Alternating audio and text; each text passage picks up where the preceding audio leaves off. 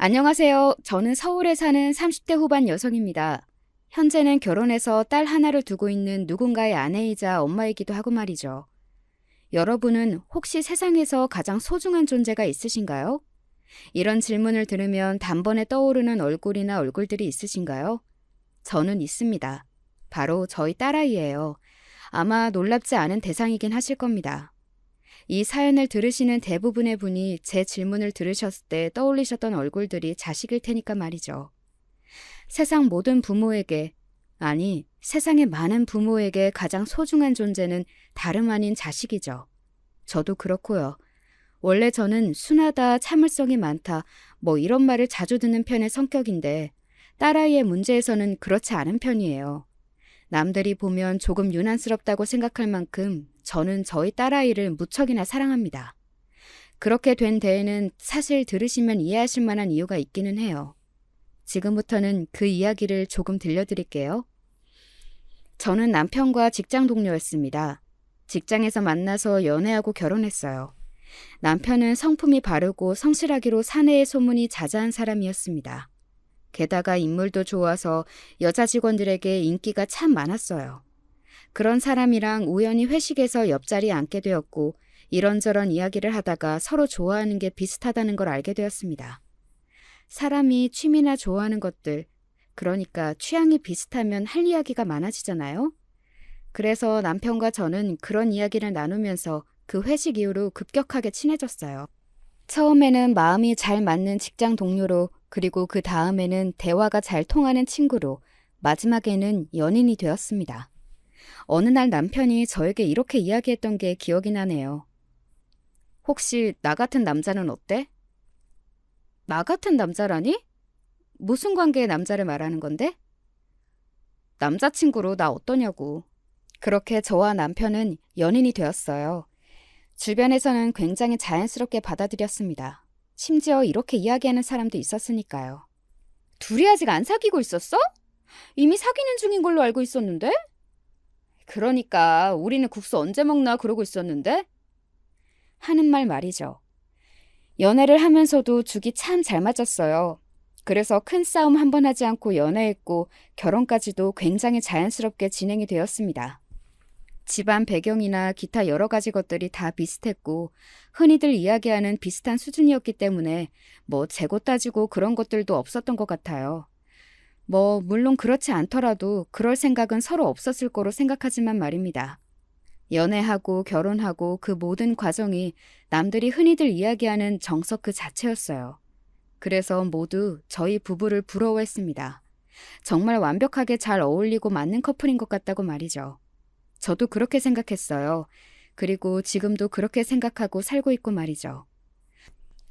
그런 저희 부부에게 한 가지 고민, 아니 속상한 일이 있었습니다. 왜 너무 잘 맞아도 아이가 들어서지 않는다는 말 들어보신 적 있으신가요? 저희 부부가 딱 그랬어요. 당신이 마음을 편하게 먹어야 해. 물론 그러기 힘들겠지만 그래도 마음을 편하게 먹어봐, 응? 나는 아이 없어도 정말 괜찮으니까.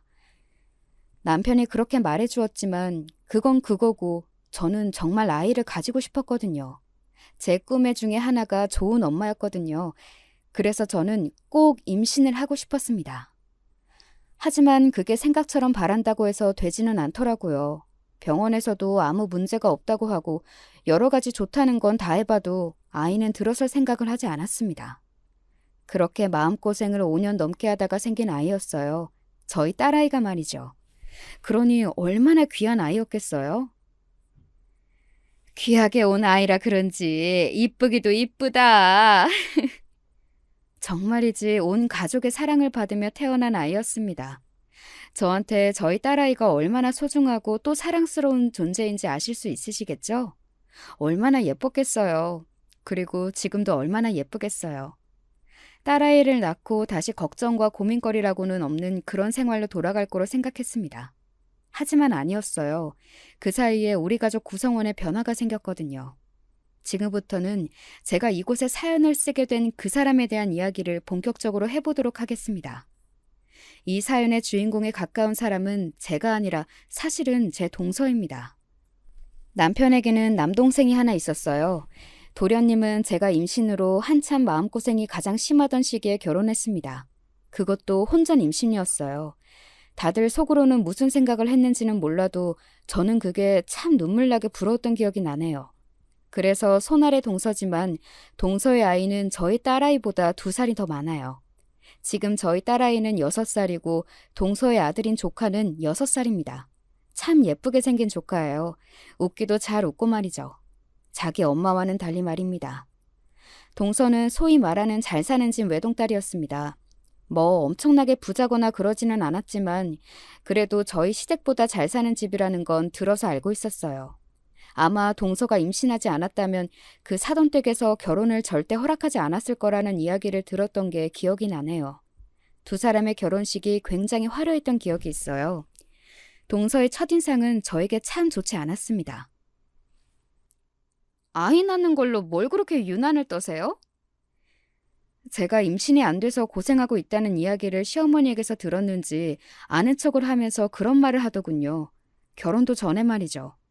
시어머니는 나중에 저에게 말씀하시기로는 혹시나 저에게 상처가 되는 말을 동서도 모르게 될 수 있으니 조심해달라는 의미에서 제가 마음고생을 하고 있다고 이야기하셨다고 하더라고요. 하지만 동서는 그런 걸 배려할 생각이 없는 사람이었고 말이죠. 당연히 가장 아픈 부분을 아무렇지 않게 건드리는 사람에 대한 인상이 좋을 리 없었습니다. 하지만 제 생각보다 더한 사람이었어요. 동서는 말이죠. 대충 동서가 어떤 사람인지 아실 수 있는 일화 몇 가지를 들려드릴게요. 한 번은 시아버지 생신 때 있었던 이야기입니다. 촌스럽게 생신을 무슨 집에서 하시겠대요? 금전적으로 부담을 주기 싫으신 거지. 밖에서 먹으면 돈을 많이 쓰니까. 집에서 간단하게 집밥이나 다 같이 먹자고. 제 말에 동서가 인상을 팍 쓰더군요. 그거 돈 얼마나 한다고. 진짜 거지도 아니고. 뭐? 방금 뭐라고 했어? 형님한테 한 말 아니니까 신경 쓰지 않으셔도 돼요. 아무리 그래도 그렇지 시아버지한테 거지라뇨. 그것도 그런 말을 들으실 상황도 아니었는데 말이죠. 저는 정말 놀랐거든요. 어떻게 그런 말을 할 수 있나 싶어서 말이죠. 제가 멍하게 동서를 보고 있자 웃으며 어깨를 으쓱하더군요. 정말 아무렇지 않은 듯 말입니다. 그리고 이런 일도 있었습니다. 무슨 대화를 하다가 저에게 이런 질문을 하더군요. 아주버님이 벌어다 주는 돈으로 생활이 되세요? 남편은 대기업에 다니고 있었고 그것 아니더라도 제가 결혼 전과 임신 전까지 모아둔 돈도 많았고 무엇보다 저나 남편 집안이 나쁘지 않았거든요. 동서는 그리고 그걸 알고 있었어요. 그 정도로 저희를 무시할 만큼 동서의 집안이 차이가 나게 잘 사는 집안이 아니기도 했고요. 물론 더 잘 사는 건 맞지만요. 어디 다니는지 몰라? 제가 어이가 없어서 그렇게 물었던 것 같아요. 하지만 동서는 저를 무시하는 걸 그만둘 생각이 없어 보였습니다. 아니, 애초에 그러기 위해서 그 질문을 먼저 꺼낸 거였으니 뭐 당연한 거겠죠. 알아요. 그래도 월급쟁이 월급 뻔한데 그걸로 생활이 되나 싶어서요. 충분히 되고도 남으니까 걱정하지 않아도 돼. 아, 남기까지 해요? 굉장히 절약하며 사시나 보다. 그렇게 비꼬면서도 또 이런 말을 덧붙이더군요. 그리고 걱정한 거 아니에요. 그냥 궁금했던 거지. 누가 보면 무슨 재벌집 딸인 줄 알겠어. 라는 말이 목 끝까지 차올랐지만 삼켰습니다. 같은 사람이 되고 싶지 않았거든요. 제가 거기서 똑같이 되받아치면 그냥 같은 수준이 되는 거잖아요. 그리고 한 번은 동서가 말을 너무 가리지 않고 해서 시어머니에게 혼났던 적도 있어요. 아니, 김치 안 드셔도 된다니까요. 그래도 가져가. 이거 익으면 맛있어. 아니, 싫다는 사람한테 억지를 쥐어주는 건 너무 배려가 없으신 거 아니에요? 그리고 저희 사모는 거 있다니까요? 왜 자꾸 이렇게 뭘 주고 이런 유난을 떠세요? 싫다고요. 동서는 버럭 소리를 지르더군요. 저는 순간적으로 그 자리에서 굳었던 기억이 납니다. 아무리 싫다고 해도 시어머니에게 그 정도로 소리를 지를 일이 아니잖아요. 김치를 가져가라는 일이 말입니다. 게다가 많지도 않았어요. 한 통이었습니다. 그것도 작은 통으로 한 통 말이죠. 너 어른한테 말버릇이 그게 뭐니? 오냐오냐 해주니까 내가 우스워 보여? 시어머니가 단호하고 엄한 얼굴을 하고 그렇게 이야기하니 동서는 놀란 듯 보였습니다. 아니, 그게 아니고 싫다는데 주시니까. 내가 무슨 뭘 해달라고 한 것도 아니고 이상한 걸 준 것도 아니고 작은 통에 담아둔 김치 주는 걸로도 이런 소리를 들어야 하니? 어? 시어머니는 굉장히 상처받으신 것으로 보였습니다. 제가 그 모습에 마음이 쓰여서 동서를 쿡 찔렀어요. 그리고 얼른 죄송하다고 하라는 눈치를 줬습니다. 그때 처음 느낀 건데 동서는 사과하기 정말 힘들어하는 사람 같았어요. 아니, 그런 사람이었습니다. 어른에게도 죄송하다 한마디 하는 걸 그렇게 어려워하더라고요. 본인이 잘못했을 때도 말이죠. 다시는 안 그러겠습니다. 겨우겨우 입 밖으로 내뱉은 말이 고작 그거였으니 말이죠. 그 김치를 받아들고 나와서는 인상을 팍 찌푸리며 혼자 중얼거리던 말도 아직 생각이 나네요. 진짜 짜증나 죽겠네. 싫다는데 왜 쥐어주냐고. 노인네가 고지만 더럽게 세서는. 제가 그 말을 듣고 한 소리 했던 기억도 나네요. 동서 고집이 더 세 보이는데? 네? 뭐라고요? 어른이 주면 그냥 받아서 다른 사람을 주건 아니면 나와서 나를 주던 해도 되는데 주겠다는 어른 앞에서 끝까지 버티고 서서 안 받겠다고 하는 거나 끝끝내 죄송하다는 말 한마디 입 밖으로 못 꺼내는 거나 내가 보기에는 동서가 고집이 더 세 보여. 아니, 내가 본 모든 사람 중에서 동서가 고집이 제일 센 것 같아. 제가 그렇게 말을 하니 다른 말은 하지 못하고 그냥 입을 꾹 다문 채 저를 노려보더군요. 제가 눈을 피하지 않자 김치통을 던지듯 저에게 안겼습니다. 그럼 가져가세요. 저는 진짜 싫으니까. 라고 말하고는 인사도 없이 차를 타고 쌩하니 가더라고요. 그런 일도 있었네요. 동서는 그뿐만은 아니었습니다. 저도 귀가 있어서 듣는 이야기들이 있었거든요. 동서는 시댁과 제 욕을 그렇게 하고 다닌다고 들었어요. 뭐 도련님만 아니었으면 저 거지 같은 집안이랑 엮이는 일이 없었을 텐데 너무 수준이 떨어진다는 둥, 사람들이 너무 이상하다는 둥 하는 이야기들 말입니다. 동서는 도련님을 좋아하긴 하는 것 같았어요. 도련님이랑 같이 있으면 딴 사람처럼 굴었거든요. 듣기로도 도련님을 너무 좋아해서 먼저 들이댔다고 들었습니다. 도련님은 별 생각이 없는데 몇 번이나 고백해왔다고 말이죠. 제가 앞서 이야기했지만 저희 남편이 인물이 좀 좋다고 했잖아요. 그래서 동료 여직원들에게 인기가 많았다고요. 도련님도 그랬습니다. 냉정하게 이야기하면 도련님이 인물이 더 좋기는 하죠. 키도 더 크고요. 남편이 이야기를 들으면 삐지겠지만 사실이 그렇긴 했어요. 게다가 도련님은 직업도 좋았어요. 약사였거든요. 잘생긴 약사. 정말 여자들에게 인기가 많았습니다. 동서가 애가 다를 만도 했긴 했습니다. 그리고 도련님은 제가 생각해도 정말 좋아할 만한 사람이고 말이죠. 어쩌다 그런 여자를 만나게 되었는지는 모르겠지만요. 아무튼 그래서 도련님 앞에서는 동서는 태도가 달라지기는 했어요. 결혼하고 나서도 아이를 낳고 나서도 도련님에게 잘 보이고 싶어하는 게 늘 보였습니다. 우리 아들이 남편 닮았으면 좋겠어요. 정말 그러기만 하면 너무 좋을 텐데. 여러모로 그게 낫지. 라고 제가 비꼰 적도 있긴 한 것 같네요. 아마 동서도 제가 이야기한 말의 뜻을 알기는 했겠지만 당시에는 별 말을 하지는 않았던 것 같아요. 아무튼 동서는 그런 사람이었습니다. 대충 어떤 사람인지 감이 오시죠? 자신보다 못하다고 생각하는 사람들은 쉽게 무시하고 말도 막 하고 그리고 세상에서 자기가 가장 중요하고 이기적인 사람. 하지만 도련님을 너무 좋아해서 애써 도련님 앞에서는 그 본성을 숨기고 사는. 저 같으면 자신이 그렇게 사랑하는 사람의 가족들이면 그 가족들도 좋을 것 같은데요. 제가 시댁 식구들을 좋아하는 것처럼 말입니다.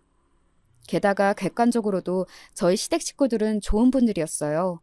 며느리들이 부담스러워할까봐 연락도 조심히 하시고 만나면 언제나 뭔가를 주시기 바쁘고 정이 많은 분이었습니다. 동서가 먼저 아이를 낳고 그리고 제가 2년 뒤 딸을 낳고 육아를 본격적으로 시작하게 되면서 사실 동서와 그 전에 봤던 것만큼 자주 보지는 못했던 것 같아요. 둘 다 육아는 처음이라 정신이 없기도 했지만 다들 바쁘기도 바빴어요.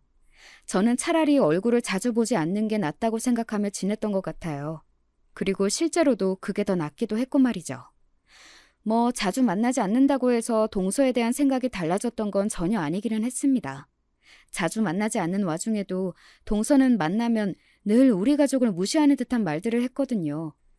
누군가를 자기 발 아래 깔아뭉개지 않으면 대화가 되지 않는 사람들 있잖아요. 동서가 정말 그런 사람인 것 같아요. 예림이는 영어 유치원 안 보내세요?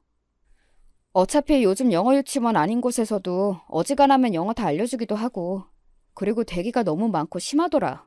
그렇게까지 해서 이 어린 나이에 그런 곳을 보내야 하나 싶기도 해. 아기들은 일주일만 안 써도 다 까먹는다는데.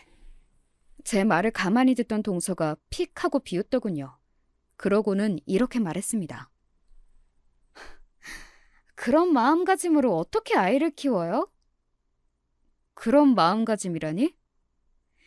요즘 같은 경쟁 사회에서 뒤처지지 않으려면 남들보다 더 하지는 못하더라도 남들만큼은 해야 할 거 아니에요? 애를 위해서라도. 그게 아이를 위한 거라고 누가 그래? 그냥 어른들 욕심이라고 생각하는데 난. 결국 그런 한국에서 살게 되는 건 아이들이에요. 나중에 나는 왜 남들만큼 안 해줬냐는 원망 듣고 싶지 않으면 그냥 보내세요. 제가 예림이 불쌍해서 하는 말이에요. 내 딸 안 불쌍하게 생각해줘도 돼. 형님 생각하는 거 보니까 그럴 수 없어서 하는 말이니까 고깝게 듣지 마세요.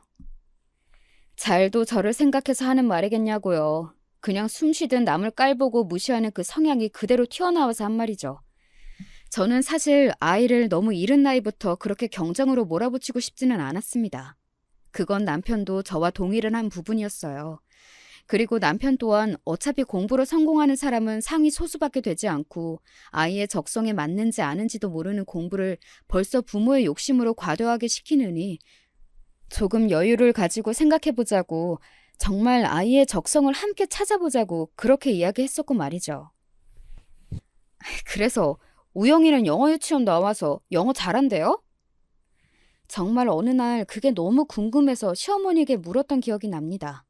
시어머니는 제 질문에 어이가 없는 듯 픽하고 웃으며 이야기하시더군요. 잘하기는 무슨, 맨날 애 잡았다고 하더라. 그래서 한 번은 하기 싫다고 울고 그랬대. 본인이 저렇게 싫어하는데 억지로 시킨다고 그게 머리로 들어가나? 내가 한 번 그만 보내는 게 어떻겠냐 했더니 나를 무슨 손주를 사랑하지도 않는 할머니 취급을 하길래 그냥 입 다물었다. 조카는 공부에 썩 소질이 없는 건지 하기 싫어하고 또 딱히 잘하지도 않는다고 하더군요. 그래서 동서가 아이를 굉장히 닥달한다고요. 조카가 불쌍하다고 생각했습니다. 그렇게 유난히 남과 자신을 비교하기를 좋아하는 엄마 밑에서 어떻게 클지 솔직히 눈에 훤히 보였거든요. 시어머니도 세세하게 이야기는 하지 않으셨지만 그 부분을 굉장히 염려하시고 있는 것 같았고 말이죠. 최대한 마주치지 않으려, 그리고 그런 대화 주제가 나오거나 하면 제가 입을 다물거나 자리를 피하는 걸로 동서와의 대화를 길게 이어가지 않았어요. 왜 그런 말이 있잖아요. 똥이 무서워서 피하냐, 더러워서 피하지 하는 말입니다. 제가 동서를 대하는 심정이 딱 그 심정이었거든요. 그냥 더러워서 내가 피한다. 동서는 저를 만나면 저를 무시하거나 저희 집을 무시하거나 늘 항상 무시하면서 자신이 저보다 잘난 걸 확인받고 싶어 했는데 제가 동서와 대화를 이어나가지 않고 본인을 아예 상대해주지 않자 그건 그거대로 화가 많이 난 듯 보였습니다. 점점 쌓여가는 게 느껴지기는 했어요. 언젠가 한번 폭발할 수도 있겠다 생각은 했었던 것 같아요. 그런 식의 폭발이 될 거라고는 꿈에도 상상조차 해보지 못했지만 말입니다. 오늘은 동서가 폭발하게 된, 제가 오늘 사연을 쓰게 된 결정적 계기가 되었던 그 사건에 대해 지금부터 이야기해 드릴게요. 동서는 그날 화가 많이 났습니다. 시어머니가 이런 말을 하셨거든요. 아이고, 나는 살다 예림이 같은 영특한 애는 처음 본다. 예림이가요? 뭘 보고 그러시는데요? 그날은 정말 오랜만에 가족들이 다 같이 밥을 먹기로 한 날이었습니다. 시아버지는 잠시 외출하셨었고 제 남편이나 도련님은 일을 마치고 오기로 해서 그 집에는 저와 시어머니, 동서, 그리고 조카와 저희 딸 이렇게 5이 있었어요. 아니, 글쎄 애가 책을 끼고 살아서 그냥 그런가 보다 했는데 조금 전에 내가 영특하다고 했더니 그 단어의 뜻을 애가 알더라고. 겨우 5살짜리가 영특하다는 말을 어떻게 알아들어? 저희 딸아이는 책을 정말 좋아했습니다. 하루 종일 책을 끼고 있었고 특히 언어에 관심이 많았어요. 영어는 물론 한자 같은 것도 좋아했습니다. 그냥 뭐든 읽고 보고 쓰는 것에 관심이 많은 아이였어요. 그건 저도 알고 있었습니다. 아니, 제가 엄마니까 가장 잘 알고 있었죠. 아유, 그리고 전에 둘째한테 들었는데 유치원에서도 칭찬이 자자하다며 예림이 똑똑하다고. 그건 그냥 유치원 선생님이 부모님들 기분 좋으라고 하는 말이죠. 뭐. 그리고 애비 자기 딸 일이라면 해볼래서 객관성도 없어요. 아유, 그래도 나는 오늘 보니까 예사 애는 아니야. 시어머니가 딸아이를 칭찬하면 할수록 동서의 얼굴이 어두워지는 걸 저는 알 수 있었습니다. 솔직히 동서가 뭐라고 신경을 정말 쓰고 싶지는 않았지만 동서가 본격적으로 골질을 하기 시작하면 결과적으로는 제 기분도 잡치기 때문에 만날 때면 동서의 기분을 살피게 되기는 했어요. 동서를 위해서가 아니라 제가 기분이 상하기 싫어서 말이죠. 동서의 표정이 좋지 않다는 걸 시어머니도 눈치를 챘고 시어머니도 아차하는 표정으로 입을 다무시더군요. 시어머니도 저와 비슷한 마음이셨을 겁니다. 동서가 입으로 무슨 말을 뱉을지 예상이 안 되는 사람이었으니 어지간하면 건들고 싶지 않았겠죠. 하지만 이미 늦었더군요. 동서는 이미 빈정이 상할 대로 상했고 상당히 긁혀있는 상태였습니다. 잠시 뒤에 그걸 알 수 있었습니다. 예림이 신기하긴 하네요. 엄마랑 아빠가 공부를 그다지 잘한 것도 아닌데 똑똑하다면 말이에요. 나랑 우리 남편도 공부 잘했어. 솔직히 저희만큼은 아니잖아요? 그 정도면 잘했다고 할 수는 없죠. 그냥 남들 하는 만큼 딱 그 정도, 무시받지 않을 정도만 한 거지. 아니었습니다. 뭐 동서와 도련님은 대한민국에서 가장 좋다는 대학을 나온 건 맞아요. 하지만 남편도 2~3번째 되는 정도의 대학을 나왔고 저도 나름대로 유명한 대학을 나왔습니다. 이름만 대면 그래도 오, 공부 좀 하셨나 보네요. 소리 들을 정도는 되었어요. 그런데 동서는 늘 그런 식이었습니다. 자신과 도련님 미치면 다 미친 사람이었어요. 그건 아니지 않아? 그러면 대한민국에 좋은 대학이 어딨어? 우리나라에는 하나밖에 없다고 생각하는데요, 좋은 대학은? 본인과 도련님이 나온 대학을 이야기하는 거였겠죠. 저는 동서의 그 표정과 말투에서 알 수 있었습니다. 오늘 굉장히 피곤한 날이 되겠구나. 사사건건 시비를 걸겠구나 하는 걸 말이죠. 그리고 그 정도로 끝나지 않은 날이 되었지만요. 뭐 어릴 때 영재 소리 듣던 애들도 결국은 부모가 어떻게 하느냐에 따라서 다 갈리잖아요. 게다가 예림이는 영재 정도도 아닌 것 같고. 대체 무슨 말이 하고 싶은 거야? 제가 아이 이야기에 인상을 확 찌푸리며 말했어요. 동서는 씩 웃더군요. 제가 기분이 상한 걸 즐기는 사람처럼 말입니다. 예림이가 안 됐다고요. 부모님의 교육에 관심이 있고 잘 가르치는 사람들이었으면 저 재능을 더더 키워줬을 텐데. 남의 자식 걱정하지 마. 우리가 알아서 해. 동서는 참 오지랖도 크고 넓어. 걱정이 되니까 그렇죠. 상대방이 원하지 않는 걱정은 안 하는 게 맞아. 사실 제가 마음먹고 본격적으로 말싸움을 하기 시작하면 동서는 저한테 상대가 안 될 게 너무 불보듯 뻔했어요. 동서는 언제나 말도 안 되고 또 남을 깔아뭉개기 위한 말을 하는 것 말고는 할 수 있는 말이 없기도 했지만 저는 원래 논리적으로 말싸움을 잘하는 사람이었거든요. 그래서 친구들도 저랑 싸워서는 이길 수 없다는 말들을 했었고요. 아무튼 제가 맞는 말을 하니 동서는 뭐라 말을 더하지는 못했습니다. 하지만 꽁한 게 보였어요. 그런 거 있잖아요. 반박할 말은 없는데 뭐라고 시비는 걸고 싶어 죽겠는 사람의 얼굴 말입니다. 동서의 얼굴이 딱 그랬던 것 같아요. 저는 그런 동서를 그냥 모르는 척했습니다. 그랬더니 결국 그 일이 터졌어요. 저에게 시비를 걸 수 없으니 저희 딸아이에게 시비를 걸기 시작했습니다. 5살짜리에게 말이죠. 뭐 결국에는 딸아이에게 시비를 거는 척 저에게 거는 거였겠지만 말입니다. 예림이는 엄마가 공부 시켜줬으면 좋겠지 않아? 공부는 내가 알아서 하는데. 딸아이가 동서 쪽을 한번 힐끔 보고는 그렇게 대답하고 다시 책으로 시선을 돌렸습니다. 동서는 딸아이의 그런 태도에 다시 한번 기분이 상한 것 같았어요.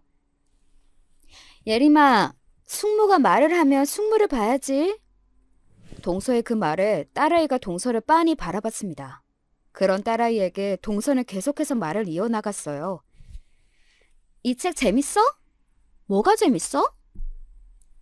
그냥 책은 다 재밌어요. 예림이 대단하네. 책이 다 재밌다니. 동서는 점점 더 표정이 어두워지는 게 느껴졌습니다. 그러다가 영어로 예림에게 툭 하고 묻더군요. 오늘 뭘 먹고 싶은지 말입니다. 아마 영어 유치원을 다니지 않고 있으니 그 부분은 약할 거라고 생각하고 질문을 한 걸 겁니다. 속이 훤히 다 보였어요. 저는 오늘 피자가 먹고 싶어요. 딸아이는 표정 하나 바뀌지 않고 그렇게 대답했습니다. 다 알아들은 거죠. 동서는 알았을 겁니다. 자기 아들보다 제 딸아이가 훨씬 더 똑똑하다는 사실을 말이죠. 사람들이 늘 하는 말이 있고 또 진리의 말이 있잖아요. 타고난 아이는 절대 이길 수 없다고. 그리고 즐기는 아이는 더더욱 이길 수 없고 말이죠. 저희 딸아이는 타고난 데다 또 즐기는 아이였어요.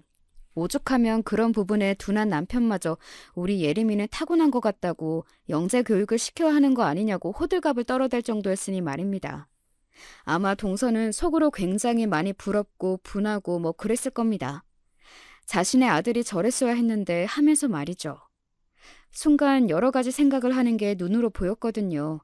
더 이상 어린아이에게 시비를 거는 것이 무의미하다고 생각했는지 아니면 어느 부분에서 완전히 핀이 나간 건지 저에게 다시 시비를 걸기 시작했습니다. 그때 마침 어머니는 잠시 옆집을 가 계셨거든요. 옆집 할머니랑 사이가 굉장히 좋으셨어요. 아무튼 동서는 저를 보고 이렇게 말했습니다. 아무리 생각해도 예림이가 불쌍한 게 맞아요. 왜 내 딸을 동서가 불쌍하느니 마느니 소리를 하는 거냐고. 우리 딸은 잘 먹고 잘 자고 게다가 자기가 좋아하는 책 읽고 하고 싶은 공부 알아서 하면서 저렇게 행복해하고 있는데? 타고난 게 있는데 부모들이 지원을 제대로 해주진 못하니 하는 말이죠. 제대로 지원을 해주는 게 뭔데? 억지로 책상에 앉혀놓고 하루에 몇 시간 공부했나 체크하면서 뭐뭐 했는지 하나하나 다 간섭하는 거? 아이가 그러면 스트레스 받아서 오히려 공부에 흥미가 떨어질 거라고 생각하는데 나는? 동서의 표정이 확 구겨졌습니다. 네, 맞아요. 저는 동서와 조카 이야기를 하는 게 맞았습니다. 그리고 동서도 단번에 그 이야기를 하고 있다는 걸 알아차린 것 같았고요. 지금 저랑 우영이 이야기하시는 거예요? 왜? 동서가 그렇게 가르쳐서 우영이가 공부에 흥미를 잃었어? 제 그 말에는 동서도 아무 대답도 하지 못하더군요. 제 앞에서 그 사실을 죽어도 인정하고 싶지는 않았을 겁니다. 게다가 저희 딸이 타고난 천재라는 걸 알아차린 지금에서는 더더욱 말입니다. 자존심이 그걸 용납하지 않았을 테니까요. 아니, 그래도 저는 할 말은 해야겠어요. 언제는 안 한 것처럼 이야기한다.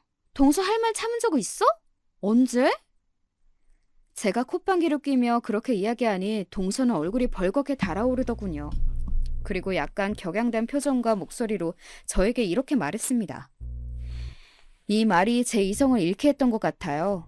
그리고 동서와 가족으로 지낼 수 없겠다는 생각도 말이죠. 예림이도 결국에는 무식하게 클 거예요.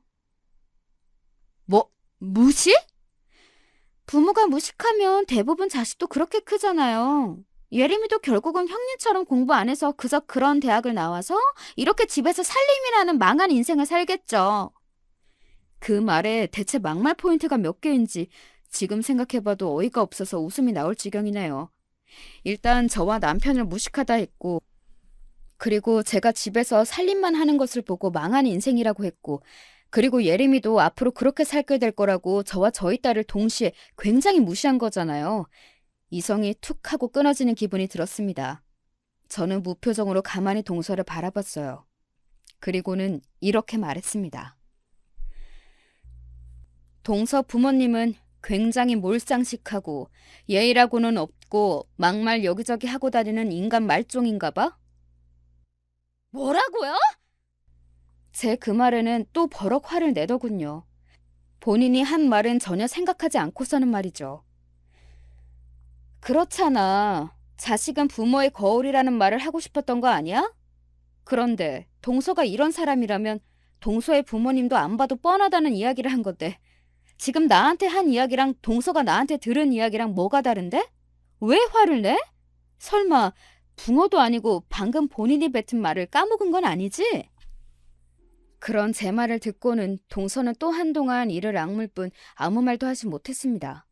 무슨 말을 할 수 있겠어요? 논리적으로 제 말이 다 맞는 말인걸요. 그리고 나도 걱정되니까 한마디 더 얹을게. 나는 동서가 주제넘게 남의 집 자식 걱정할 시간에 본인 자식이나 걱정을 좀 했으면 좋겠어. 우리 우영이가 뭐요? 이런 인성을 가진 엄마 밑에서 크는 애가 얼마나 잘 자라겠어? 남 무시하고 남한테 포근하고 그런 것만 배우지 않겠어? 요즘 같은 세상에 남한테 그렇게 하면 학교 폭력인 거 알지? 그러니까 애 앞에서 그렇게 막 굴지 마. 그대로 다 배우고 똑같이 행동해. 동서는 정말로 욱한 듯 보였습니다. 뭐 그러라고 한 말이었어요. 야, 말 다 했어? 아직 덜 했으면 뭐 더 들을래? 나 아직 할 말 많은데? 동서가 좀 인간이 덜 됐어야지. 동서는 그렇게 이야기하며 제 머리채를 잡았습니다. 사실 거기서 끝난 거였어요. 아무리 사이가 좋지 않은 동서지간이라고 하더라도 상대에게 물리적인 폭력을 행사한 순간 그냥 그 가족은 끝난 겁니다.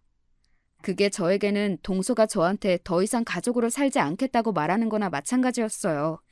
그리고 저는 잘못한 게 없고 남편과 시댁과 잘 지내고 있으니 이 집에서 나가야 하는 건 당연히 동서였고 말이죠. 니들 지금 뭐 하는 짓이냐? 옆집에서 돌아온 시어머니가 저희 두 사람을 보고 소리를 지르면서 그날은 그렇게 더 이상 다른 일이 없이 마무리되었습니다. 물론 분위기는 계속 좋지 않아서 나중에 시아버지고 남편이고 도련님이고 계속 무슨 일이냐 물었고 다들 저희 눈치를 보는 사태가 일어났지만 말이죠. 동서는 아마 그 일을 그렇게 넘겼고 제가 더 이상의 다른 액션을 하지 않을 거라고 생각했을 겁니다. 매번 저에게 막말을 한 걸로 제가 딱히 문제를 삼지는 않았으니까요. 하지만 이번에는 제 생각은 달랐어요. 저는 그냥 넘어갈 생각이 단 하나도 없었습니다. 이번 문제는 그렇게 넘겨서도 안 된다고 생각했고 말이죠. 우선 그날 집으로 돌아와 남편에게 그날 있었던 일에 대해 아주 상세하게 다 이야기를 했습니다. 동서가 무슨 말을 했는지 그리고 우리 애가 무슨 말을 들었는지 그런 것까지 싹 다 말입니다. 당연히 남편은 굉장히 분노했어요.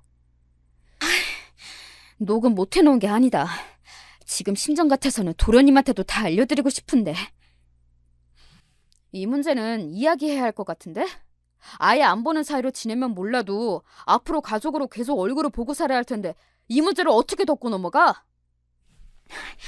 당신이 생각해도 그렇지? 사실 내 생각도 그래. 둘 중 하나는 해야지. 뭘? 걔들이 석고대죄를 하던가 아니면 연을 끊고 살던가.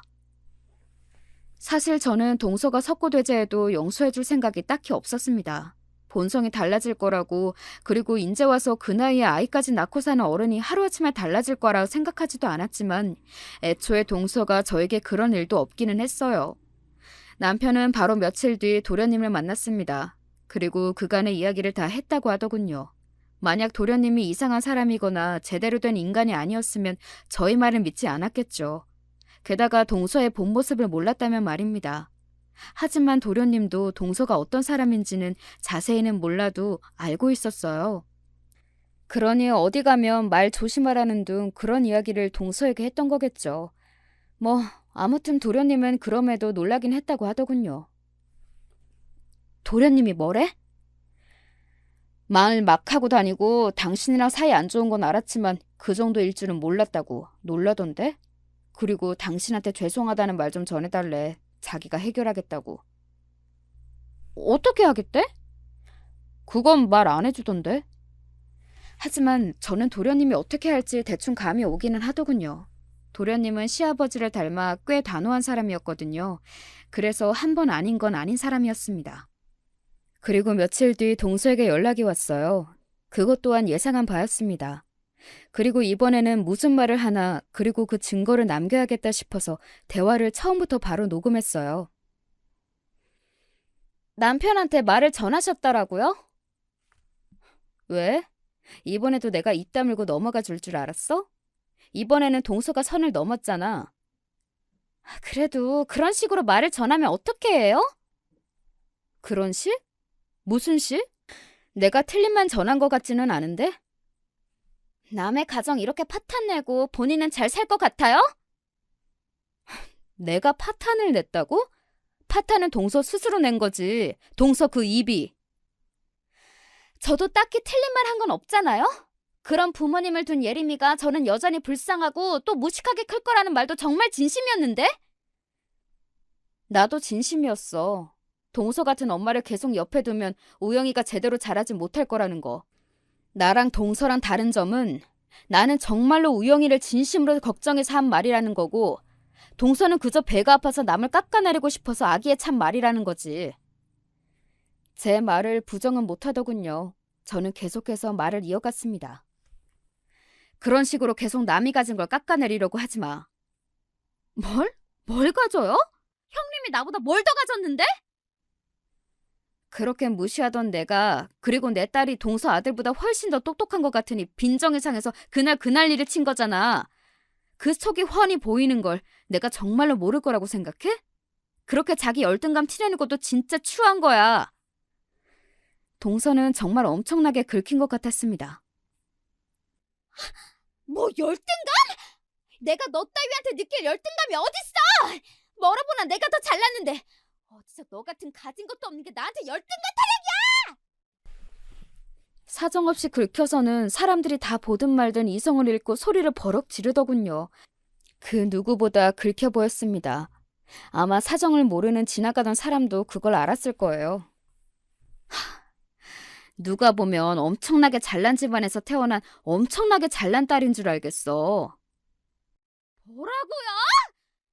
동서, 늘 말하고 다니는 거 보면 정말 본인이 어마어마한 집안딸, 재벌딸쯤으로 이야기하고 다니면서 남 무시하잖아. 사람들 속으로 다 비웃는 거 알지? 그 정도는 아닌데 하면서. 하긴 자기 이야기는 자기가 제일 늦게 들으니 모를 수도 있겠다. 진짜 다들 무시하거든? 그니까 추하게 그만해. 동서는 부들부들 떨었습니다. 그리고 다시 한번 소리를 지르며 제 머리채를 잡았어요. 야! 이년이! 내가 너 죽여버릴 거야! 이렇게 말이죠. 그리고 저는 그날의 대화 녹음본을 그대로 도련님에게 보냈습니다. 그리고 시댁 어르신들에게도 돌려드렸어요. 당연히 시댁 어르신들은 분개하셨고 도련님을 불러 이혼을 하라고 하셨습니다. 그런 며느리한테 자신의 소중한 손자를 맡길 수 없다고 말이죠. 도련님은 이미 이혼을 준비 중인 상황이었고요. 형수님 죄송합니다. 도련님이 저한테 잘못하신 건 없는데요. 그래도요, 제가 중간에서 잘해야 했는데. 도련님은 그렇게 고개를 숙여 저한테 사과했고 또 감사의 인사를 했습니다. 제가 보낸 녹음본과 증언으로 양육권을 가져올 수 있을 것 같다고 말이죠. 보통 양육권은 엄마가 유리한 경우가 많은데 여러 가지 증거로 자신이 가져올 수 있게 될 것 같다면서요. 그리고 본격적으로 두 사람은 이혼 절차를 밟기 시작했습니다. 동서는 그날 이후로 저에게 따로 전화해 오거나 만나자는 이야기는 하지 않았어요. 제가 그날의 대화를 다 녹음했다는 걸 알게 되었으니 만나자 할 수 없었던 거겠죠. 저한테 사과를 할 일은 만무하고 또 따지러 오는 걸 텐데 그게 자신에게 늘 불리한 내용이었으니까 말입니다. 동서는 이혼하기 싫어서 버틴다고 들었어요.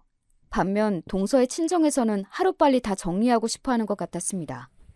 동서가 아깝거나 그래서 그런 건 아닌 것 같았고 내용이 내용인지라 이 이야기가 다른 사람들에게 소문이 퍼지는 걸 무서워한다고 들었어요. 자기 딸을 굉장히 부끄러워하고 있다고 말이죠. 동서는 자기 남편과 부모님에게 모두 부끄러운 아내이자 부끄러운 자식인 겁니다. 그렇게 살아서 뭐가 남는 건지, 왜 그렇게 사는 건지 사실 제 상식과 제가 살아온 환경으로는 도저히 이해되지 않아요. 앞으로도 이해하고 싶지도 않고요. 그리고 한 가지 더 듣게 된 소식은 이거였습니다. 우영이가 의사표현을 확실하게 했다더구나. 어떻게요? 자기는 엄마랑 살기 싫다고, 엄마가 너무 싫다고, 제발 아빠랑 살게 해달라고 말이다.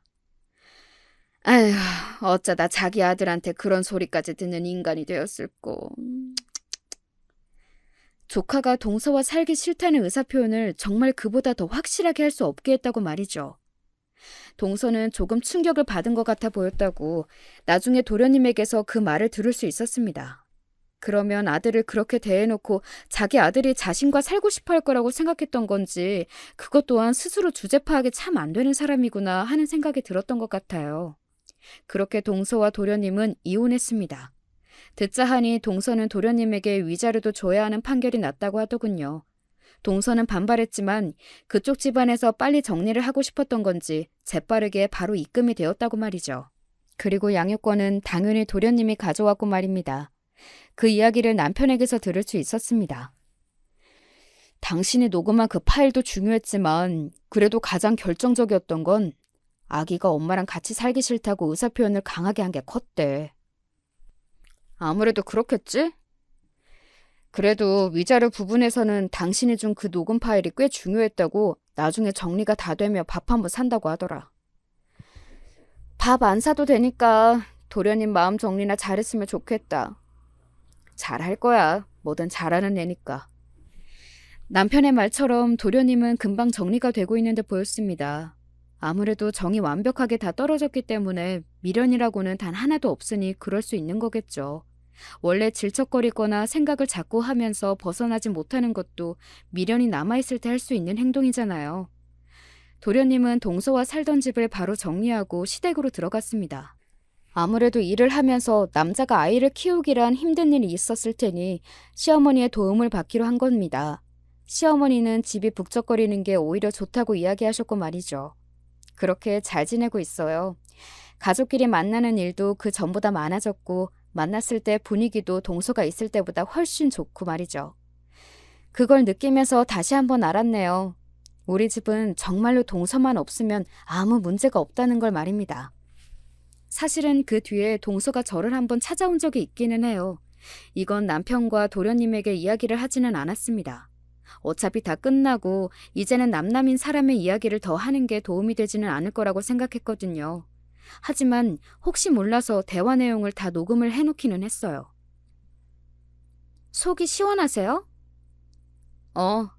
이제 동서 얼굴 안 봐도 돼서 너무 좋아. 이긴 것 같겠어요? 딱히 이겼다 이런 생각을 하는 건 아니고 그냥 몰상식한 어떤 사람이 하나 없어져서 온 가족의 평화가 좋은 거지. 그런 제 말에 동서는 가만히 이를 악물더군요.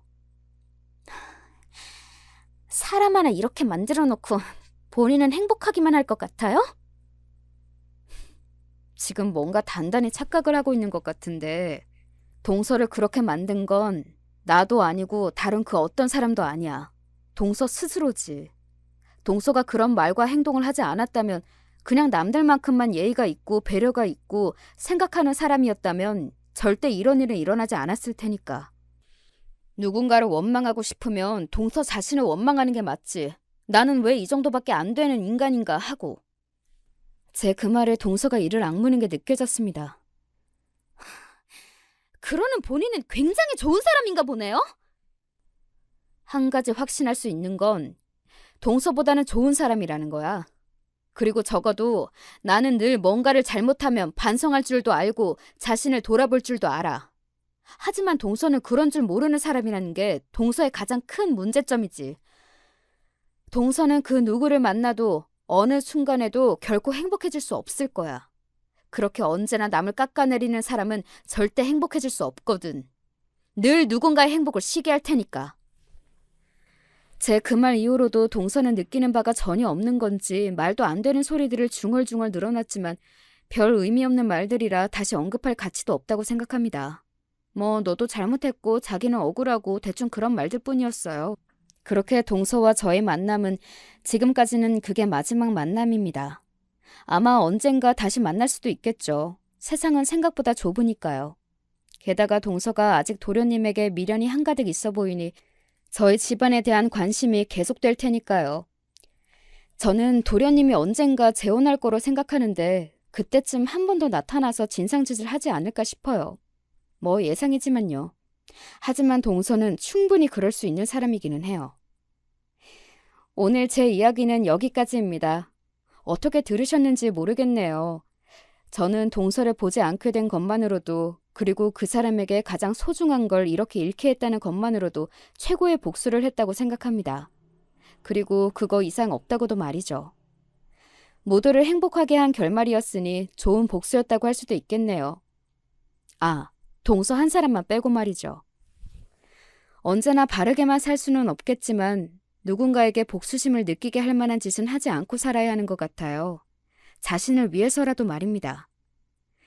이제 사연을 줄이겠습니다. 요즘 뜬금없이 비가 오기도 하더라고요. 우산 늘 챙겨 다니시길 바랍니다. 저는 어제 우산 없이 나갔다가 비를 쫄딱 다 맞았거든요. 그럼 이만 줄일게요. 사연을 들으신 모든 분이 언제나 건강하시고 행복하시기를 바랍니다. 저도 그럴 수 있길 바라주세요. 뭐 동서 없이 지금 충분히 그러고 있지만 말입니다.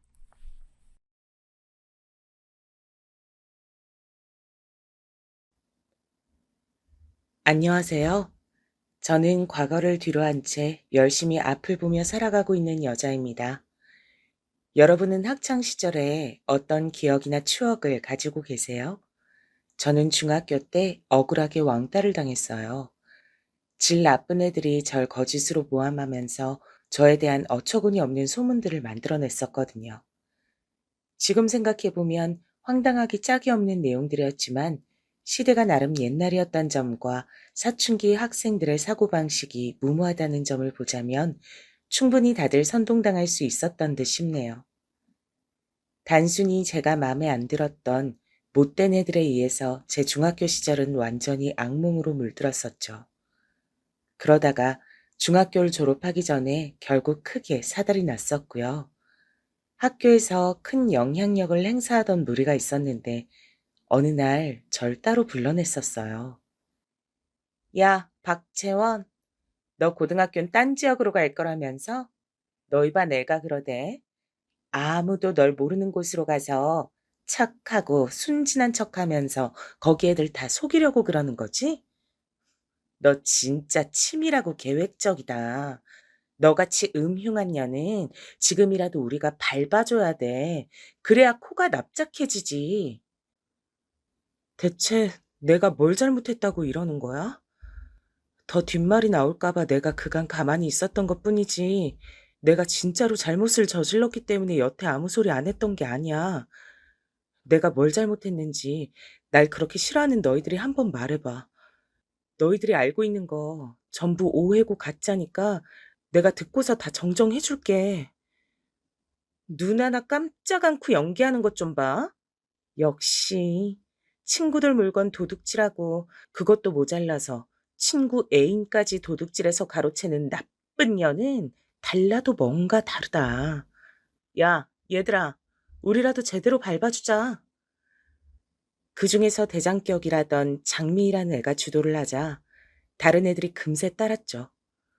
전 제대로 된 변명 한 번 할 기회를 끝내 얻지 못한 채 억울하게 얻어맞았습니다. 무서운 게 없는 사춘기 나이. 그 애들은 무자비했어요. 게다가 혼자가 아니라 여럿이 함께. 그러니까 군중심리라는 게 발동했었나 봅니다. 절 과도하게 많이 때렸던 거예요. 그건 더 이상 거짓된 소문처럼 뒤에서 음침하게 일을 벌이고 다니는 저란 아이를 단순히 코 납작하게 눌러주려는 정도가 아니었습니다. 정도를 지나친 행위였죠. 맨 처음에 저에 대해 나쁜 소문을 내기 시작했다가 그게 불어나니까 점점 재미를 붙여서 일을 키워나갔던 주동자 애들도 제가 맡던 그 현장에 왔었어요. 말리긴커녕 합세해서 절 때리더라고요. 그리곤 기절한 저를 버리고 갔습니다. 무더운 여름 날씨에 방치된 저는 다음날 새벽이 되어서야 자력으로 절뚝거리며 그곳을 벗어나다가 쓰러졌는데 그때 길을 지나던 어르신들께서 절 발견해 주셔서 병원으로 이송될 수 있었어요. 제 몰골이 엄청나게 엉망이었고 코피 때문에 얼굴이며 옷은 다 피투성이어서 무조건 구급차부터 불렀다고 하시더라고요.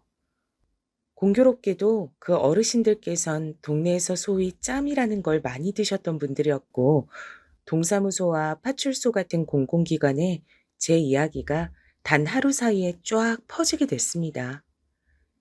지역 신문 기자들이 건수를 잡았다 싶어서 제가 겪은 사건에 달라붙었고, 그러면서 완전히 일이 커져버렸어요. 학교는 당연히 발칵 뒤집어졌죠.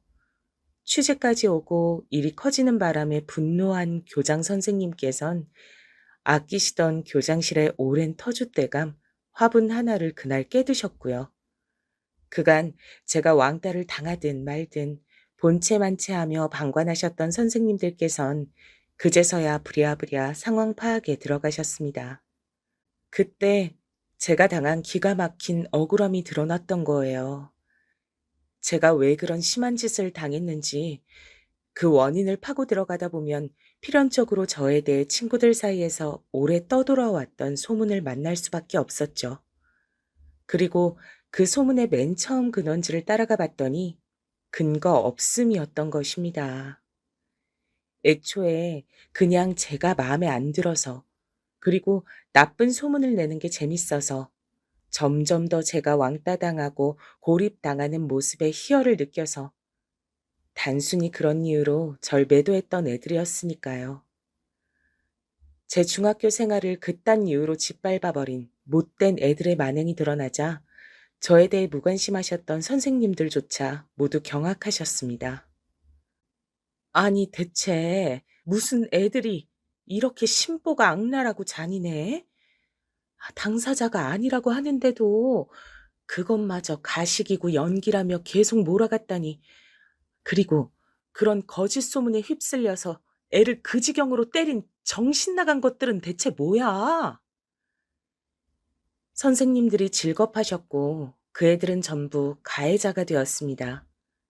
그 가해자들이 왜 저에게 그토록 뻔뻔하고 오만하게 굴었는지 전 그들의 부모들을 마주한 순간 이유를 알겠더군요. 아무도 저에게 미안하단 사과를 하지 않았어요. 심지어 학교 측에도 무리를 일으켜 미안하단 사과를 하지 않았고, 그저 가해자들의 부모들이 궁금했던 건 무마하는 방법뿐이었습니다. 맨 처음에 소문이 잘못 퍼졌을 때부터 절 끈질기게 못마땅해 했던, 자기 무리를 불러다가 절 복날의 개보다도 더욱 두들겨 팼던 장미라는 애의 모친께선 특히 제가 보는 앞에서 짜증을 내셨었죠. 고작 이런 것 때문에 이렇게 시끄러워지는 게 말이나 되나요? 우리 애는 지금 특목고 입학을 앞두고 있는 모범생인데 저런 애하고 잘못 엮였단 것 자체가 너무 원통하네요. 대학도 좋은 데로 보내야 되고 유학도 보내야 되는데 탄탄대로만 남은 우리의 앞길을 혹여나 이런 가짜는 일이 방해할까 봐 걱정됩니다. 선생님들, 제발 조용히 마무리해 주실 순 없을까요? 위로금인지 합의금인지 어떤 나발의 명목이든 지불할 용의가 있으니까요. 당시에 제가 가졌던 감정이 뭔 줄 아시나요? 우습게도 그건 바로 부럽다는 것이었습니다. 그 가해자들이 미치게 부럽더라고요. 돈 있고 힘 있는 부모를 둔 거요? 아니요. 그것보단 자기 편을 들어주는 부모를 둔 것. 학교까지 엄마가 찾아와서 상관을 해주는 것. 바로 이런 게 부러웠습니다. 화가 나고 분하고 슬프고 이런 것보단 부럽단 기분이 들었다는 것 자체가 저 자신을 작아지게 만들더라고요. 제 부모님께서 유난을 떠시는 분들이고 재력이 넘치시고 그런 분들이셨다면 진작에 선생님들께서 제가 당하는 왕따에 관심을 기울이셨을 테죠. 하지만 누가 봐도 전 집에서 방치된 아이였기 때문에 관심을 안 기울이셨던 걸 거예요. 그걸 저도 당연히 알았습니다. 그래서 누구 하나 학교에서 절 도와주지 않을 거란 생각으로 묵묵하게 감내해왔던 것이고요. 하지만 상황이 극한까지 치달아서 여기까지 오자 허무하더라고요. 어쨌거나 전 끝까지 초라한 아이였고 가해자들은 위풍당당했으니까요. 모든 것을 덮는 값으로 저에게 주어졌던 건 1,000만 원이었습니다. 가해자들 부모가 각자 얼마씩 됐었는진 모르겠고 아무튼 저에게 주어진 현금이 1,000만 원이었네요. 힘이 없던 전 그걸 받을 수밖에 없었죠. 아무도 저에게 끝내 사과하진 않았습니다. 잘못된 소문만 믿고서 절 욕해 댔던 학교의 다른 모든 아이들도 마찬가지였고요. 이를 덮기로 했다는 결론이 내려지자 저에게 미안해야 할 필요가 전혀 없다고 다들 생각한 모양이었습니다. 저희 집 형편이 가해자들만큼 좋지 않았다는 건 이야기에서 짐작하시겠죠? 하지만 정말 근본적인 문제는 돈보다도 다른 것에 있었습니다. 자라나는 여자아이한테 가장 중요한 유대관계는 아마 엄마일 거예요. 엄마와 딸만큼 유대 깊은 관계는 없다고 분명 그렇게 듣고 배웠는데 저한텐 해당 사항이 없더라고요. 제가 초등학교에 들어가기 이전까진 엄마가 나름 다정다감한 모습도 있었던 것 같다고 생각을 합니다. 어린 저를 꾸미고 입히고 이렇게 하시는 것에 재미를 한참 붙이셨던 거거든요. 하지만 제가 초등학교에 입학한 이후로는 시큰둥이 하셨어요. 제가 더 이상 마냥 사리분별도 못하고 의사소통도 원활하지 않는 어린아이가 아니란 것에 흥미를 잃어버리신 걸지도 모르죠. 당신께서 고민을 실컷 늘어놓고 짜증을 내고 신경질을 내고 화풀이를 해도 되는 대상으로 제가 자라났다고 판단을 하셨던 걸 수도 있고요. 그래서 저에게 엄만 제가 학교를 다니게 된 후로 늘 피곤하고 눈치를 봐야 하는 분이셨습니다. 채원아, 너 옆집 사는 수민이하고 앞으론 놀지 마. 어울려 다니지 마. 왜요? 수민이는 바로 옆에 사니까 만나기 좋은데요. 같이 놀면 재밌고요. 엄마도 나한테 수민이랑 친하게 잘 지내라고 했잖아요. 친구끼리는 사이좋게 지내는 거라고 엄마가 그랬잖아요. 너 죽을래? 어디서 귀여운 척을 하면서 혓짧은 소리를 내려고 간을 보고 있어. 너 그럴 나이 지났어. 엄만 있지? 네 나이 때 이미 걸어서 1시간 넘게 걸리는 곳까지 심부름 다니고 그랬었어. 네 외할머니가 엄마를 얼마나 못 잡아먹어서 안달이었는지 알아? 엄마가 고생했던 거에 비하면 채원이 넌 천국에서 살고 있는 거야. 행복해서 미쳐야 정상인 거야. 아, 알았어요. 죄송해요. 귀여운 척 하려고 한 거 아닌데. 정말 아닌데. 앞으로는 안 그럴게요. 옆집 수민이는 걔 엄마가 이상한 사람이야. 애한테 왜 자꾸 비싼 메이커 신발을 신겨? 요일별로 돌아가면서 신기는 그 얄팍한 저희가 대체 뭐냐 이거야. 거기까지 하면 될 것이지. 나한테 뭐? 어제 뭐라 그러더라? 집에 들어오다가 마주쳤을 때 채원 엄마는 주로 시장에서 옷을 사시죠? 이런 지랄은 왜 떠는 거야? 이상한 여자 같으니. 상종을 하지 말아야 돼. 그런 여자의 딸도 어떻게 자라날지 뻔해. 그러니까 애 저녁에 어울리면 안 되는 거야. 이놈의 망할 주공빌라. 빨리 이사를 가버리든 해야지. 채원아, 너네 아빤 왜 그렇게 월급이 안 오른다니?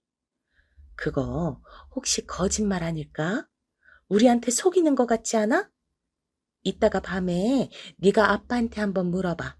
애교도 살살 피면서 아빠 돈 얼마 받냐고 한번 물어봐. 저번에도 엄마가 물어보라고 시켜서 했었는데 아빠는 우리한테 거짓말 안 한다고 했었어요. 아빠가 우리한테 왜 거짓말을 해요? 그러니까 물어봤자 소용없어요, 엄마. 박채원, 얘가 진짜 너 엄마 말 안 들을래? 넌 애가 왜 이렇게 벌써부터 속을 썩여? 뭐 어쩌잔 거야? 너 사춘기 되면 내가 그땐 복장 터져서 죽을까 봐 미리 겁이 난다. 어? 얘를 어쩌면 좋아. 벌써부터 말대꾸 따박따박 하는 꼬라지 좀 봐. 나는 너 그렇게 안 가르쳤는데. 너 누구 닮아서 이러니? 엄마는 안 닮았으니까 아빠 닮아서 이러는 거지? 채원아, 나는 네 나이보다 어렸을 때 네 외할아버지한테 말대꾸 한번 잘못했다가 어떻게 됐었던 줄 알아? 귀싸대기 맞아서 방 한가운데에서 방문까지 날아갔어. 맞은 뺨보다 날아가서 방문에 처박혔던 게 얼마나 아프던지 나는 그러고 살았다. 근데 너는 뭐야? 네가 얼마나 화목한 가정 안에서 행복하게 살고 있는데 그걸 감사해 할 줄 모르면 엄마가 앞으로 어떻게 널 키워? 응? 죄송해요. 제가 잘못했어요. 다시는 함부로 말대꾸하지 않을게요. 저는 되로 주고 말로 받는다는 표현을 학교에서 처음 배웠을 때 칠판에 분필로 적힌 그 문장 위로 엄마를 떠올렸었습니다.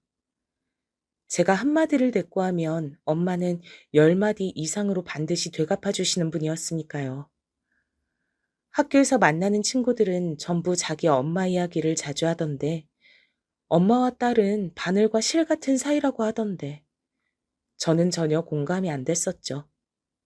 엄마와 함께 있는 것이 마음 편한 적 없었고 대화를 하는 게 전혀 즐겁지가 않았습니다. 엄마의 심기를 거스를까 봐 걱정이 되었고 늘 긴장 상태에 있었죠. 제 친정엄마 되신 분께선 당신의 인생을 무척 불쌍하게 여기시는 분이었어요. 세상에서 가장 가엾은 피해자가 본인이라고 생각하셨었죠. 그러면서 동시에 욕심이나 이상은 크게 가지고 계셨습니다. 언제라도 좋은 기회가 온다면 멋지게 날개를 펴실 수 있을 거라고 믿으셨었죠. 하지만 그런 로또 같은 행운이 어디 모든 사람들에게 오나요? 절대 아니잖아요. 욕심에 비해서 현실이 안 따라주니까 엄마는 세상을 향한 불만과 잘난 사람들을 향한 열등감을 점점 키워나가셨던 것 같아요. 멋지게 살고 싶다면 그만한 노력이라도 하셨으면 좋았을 텐데 소위 힘든 일은 하기 싫다고 하시면서 이따금씩 아르바이트 정도만 하시는 게 전부였습니다. 나머지 시간들은 전부 가정주부로만 지내셨어요. 성격이 워낙 둥글지 못하시다 보니까 사회성도 별로였고 주변에 가까운 지인들도 거의 없었고요. 제 친정아빠는 총각 시절부터 다니셨던 직장에서 갑작스런 내부 사정으로 해고를 당하셨던 게 제가 초등학교 들어가기 직전이었는데요. 그 이후로는 오랜 지인분께서 차린 공장 일을 도우며 그렇게 돈을 버셨습니다. 공장의 사정이 좋을 때면 잘 벌렸고 그렇지 않을 때면 많이 힘들었죠. 들쑥날쑥했던 걸로 알아요. 저는 엄마의 기분을 통해서 아빠의 그달 수입을 예측할 수 있었습니다. 엄마는 아빠의 수입이 적은 달에는 당신의 처지가 너무 초라하고 비참하다 하시면서 아무도 안 만나셨어요. 얼마나 우는 소리를 잘하셨던지 몰라요. 엄마의 심세 한탄은 끝이 없었습니다. 저는 그럼 엄마 아래에서 점차 머리가 커질 때마다 심리적인 부담도 함께 커져갔어요. 엄마를 힘들게 만들면 큰일 난다는 강박에 시달렸고, 그렇게 자란 제가 활발해봤자 얼마나 활발했겠나요? 가뜩이나 사춘기가 시작되고 있었던 터라 중학교에 들어가자마자 겪은 억울한 모함과 왕따에 더욱 크게 마음의 상처를 받아서 점점 안으로 숨어 들어갔던 거예요. 집에다간 차마 말도 못하겠고 잘난 것 하나 없는 딸이라서 원체 죄스러운데 학교 문제라는 고충까지 안겨드리면 엄마께 그건 정말 못할 불효를 저지르는 것만 같았거든요. 게다가 친정 부모님은 그 당시에 사이가 무척 안 좋아지기 시작했던 때기도 했고요. 아빠는 당신 나름의 최선을 항상 다해 오셨으나 엄마에게 맹목적인 비난과 힐난만 듣게 되시는 것이 반복되자 그 자존심에 큰 상처를 입으셨죠. 돈을 더 많이 버시려고 능력 좋은 남자가 되어 보시려고 그렇게 무리를 하시다 보니까 돈을 끌어모아서 벌이셨던 투자가 실패로 돌아왔을 때 그 여파가 엄청났습니다. 잘해보려고 그러셨던 것이지만 엄마는 또 결과 하나만 보고서 아빠를 욕하셨죠. 죽일 듯이 비난을 하셨어요, 당시에. 엄마가 아빠를 향해 어떤 말씀까지 하셨던 줄 아시나요? 차라리 도로에 나가서 차에 치여서 죽어. 그러면 당신같이 무능하고 멍청한 남자도 자기 처자식한테 사망보험금이나마 안겨줄 수 있지 않겠어? 보람있게 세상 떠나란 말이야. 그 발언은 몰래 두 분의 언쟁을 듣고 있던 저에게도 끔찍한 충격을 안겨주었습니다. 엄만 거기서 그치지 않고 능력 없는 놈은 집안에 들어올 자격도 없다고 하시면서 현관문을 걸어 잠그기까지 하셨어요. 그래서 아빠는 한동안 집에 안 돌아오셨고 일하시던 공장에서 숙식까지 해결하셨었죠. 엄마가 당시에 아빠 욕을 얼마나 많이 하셨던 줄 모릅니다. 당신의 처지를 동화 선녀와 나무꾼에 비유하기도 하셨었죠. 본인은 선녀인데 무식한 나무꾼한테 잘못 걸려서 자식 새끼를 낳아버리는 바람에 선계로 못 올라간 채 계속 이러고 사시는 거라고 하셨습니다. 엄마의 발목을 잡았다는 그 자식 새끼가 다름 아닌 저였으니 그런 얘기를 들을 때면 숨이 턱턱 막혀왔어요. 이런 분께 제가 어떻게 학교 생활을 전할 수 있었겠나요? 신세 한탄밖에 하실 수 없는 엄마가 미웠고 이도저도 아닌 아빠 또한 괜스레 원망스러웠습니다. 그러다가 제가 중학교 졸업을 앞두고 그런 큰일을 겪었던 건데요. 제가 결국 받게 되었던 1,000만 원, 그 돈 제가 행방을 몰랐습니다. 이게 무슨 얘기냐고요? 그 돈을 제 친정 엄마 되신 분께서 그냥 꿀꺽 해버리셨거든요. 고등학교 다닐 때 학교에서 행사가 있어서 참가비가 필요했고 계절이 바뀔 때 새로운 외투 한두 벌은 장만을 해야 했고 문제집을 과목별로 사야 했는데 그때마다 엄마는 돈 없다며 한숨을 내쉬셨어요. 전 당연히 의아했죠. 1,000만 원은 어쩌고 제 앞에서 돈이 없다고 하시는지 의문이었으니까요. 제가 집단적으로 안 좋은 일을 중학교 때 겪은 걸 아시고 아빤 무심했던 지난날을 반성한다고 하시며 집에 완전히 돌아오셨었는데요. 하지만 집엔 엄마가 떡하니 버티고 계셨으므로 저에 대해 많이 관여를 하진 못하셨어요. 아무래도 딸과 계속 함께 지내온 엄마를 제쳐두고 아빠가 그 사이에 끼어드는 그림이 스스로 민망하다고 생각하셨던 듯합니다. 그래서 아빠도 1,000만 원의 행방은 모르셨고요. 엄마께서 어련히 잘 간수를 하고 있겠거니 그렇게 여기셨던 거죠. 하지만 1,000만 원의 행방은 제 대학 진학 이야기가 나오면서 드러났습니다. 대학을 가려면 성적도 따라야 하지만 일단 돈이 있어야 하잖아요. 저는 중학교 시절에 비하면 그야말로 천국 같은 고등학교 생활에 감사하며 소중한 시간들을 헛되이 보내고 싶지 않다는 생각으로 공부를 정말 열심히 했거든요. 기초가 부족해서 혼자 열심히 하는 것엔 한계가 있었으나 그래도 어떻게든 붙잡고 매달렸어요. 좋은 대학에 가면 분명히 부모님도 기뻐하실 테니까요. 못난 자식이 그렇게라도 효도하고 싶었죠. 그래서 저는 제법 괜찮은 대학들에 지원해 볼 성적 수준까지 도달했는데요. 그런 곳들은 대개 학비가 많이 들었습니다. 하지만 그 1,000만 원이 있으니까 일단 등록금부터 해서 대학 첫 단추는 무리 없이 끼울 수 있을 거라고 믿었던 거예요. 학교 선생님과 상담한 것을 토대로 지원 대학 목록을 작성한 저는 그걸 엄마께 보여드리며 대략적인 금액 얘기도 꺼냈었어요. 그러자 엄마께서는 그 종이를 팍 치워버리시더니 이렇게 말씀하셨죠. 내가 아주 유용하게 잘 썼으니까 아깝단 생각은 할 필요 없어. 아무튼 넌 그 돈 믿고서 대학 갈 생각을 했다면 계획을 다시 짜놓는 게 좋을 거야. 알았어? 어렸을 때부터 친정 엄마의 그 어떤 고압적인 태도 앞에서도, 말도 안 되는 억지스러운 잔소리 앞에서도, 그리고 중학교 때 극심한 따돌림을 당하면서도 저는 제 몸이 덜덜 떨린 만큼 미칠 듯한 분노를 느껴본 적이 없었습니다. 그래서 그 순간에 제 스스로가 낯설더라고요. 심장이 엄청 빨리 뛰는데 반면에 머리는 차가워지고 손이 막 떨리는 이상한 감각이었어요. 그리고 저는 저도 모르게 외쳐버렸죠. 엄마, 어떻게 그러실 수가 있어요? 그 돈이 어떤 돈인데요? 시궁창으로 처박힌 제 3년의 대가가 바로 그 돈이에요. 그 돈. 그냥 1,000만 원 아니에요. 제가 죽을 만큼 힘들었던 거 견뎌내고 간신히 죽지 않고 버텨냈던 값이란 말이에요. 그런데 그 돈을 써버리셨다고요? 저한테 상의도 없이요? 왜요? 대체 엄마가 뭔데 마음대로 해요? 너 내 딸 맞니? 네가 지금 잠깐 정신이 어떻게 돼서 이러나 보다. 머리 식히고 감정 가라앉히고 나면 다시 정상으로 돌아올 거야. 가서 눈 좀 붙여. 싫어요.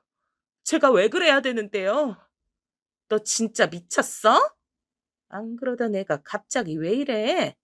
너 네 엄마가 불쌍하지도 않아? 그깟 1,000만 원 쓴 거 가지고 하나뿐인 딸한테 이런 취급이나 당해야 되는 내가 불쌍하지도 않다면 너는 냉혈한이야. 내가 얼마나 힘들게 살아왔는지 네가 잘 모르니까 지금 이럴 수 있는 거야. 이 철없는 거사. 힘들게 사셨다고요? 네. 그래서요? 그런데 뭐 어쩌라고요? 지겨워 죽겠어요. 엄마 때문에 제 인생도 내내 힘들었는데 이 정도면 엄마나 저나 비슷한 거 아닌가요? 엄마 혼자 불쌍한 사람인 척하는 거 제가 보기엔 정말 어이없어요. 내놔요, 1,000만 원. 엄마가 진짜 제 친엄마가 맞다면 지금 1,000만 원 내놓으셔야죠. 그 돈이 없다는 건 말이 안 되니까요. 너 누구야? 내 딸이 절대 이럴 리가 없는데 너 혹시 악마야? 귀신이야? 아니면 사탄이야? 내 딸 얼굴 가죽을 뒤집어 쓰고 웬 미친 괴물이 내 딸 행세를 하고 있구나. 너 이리 와. 내가 퇴치해 줄 테니까. 거친 숨을 몰아쉬던 엄마가 대뜸 제 머리채를 잡아 뜯으셨어요. 그리고 제 뺨을 때리셨고 쓰러진 저를 발로 걷어 차셨죠. 그때 저는 놀랍게도 웃고 있었던 것 같아요. 그냥 입가에 웃음이 걸리더라고요.